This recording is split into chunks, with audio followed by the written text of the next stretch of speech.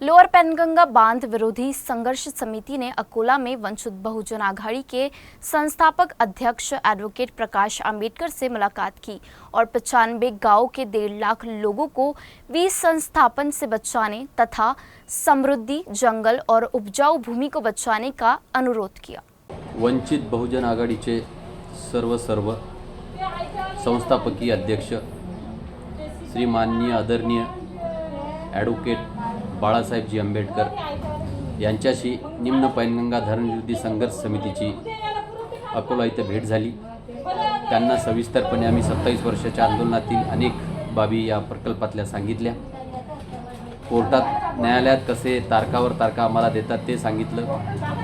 नेते लोक शब्द देतात आणि कसे फिरवतात ते सुद्धा आमचा अनुभव सांगितलं आणि आम्ही हात जोडून त्यांना विनंती केली की साहेब आता तुम्हीच आम्हाला या याच्यातून वाचू शकता, तुम्ही आम्हाला काहीतरी मदत करा।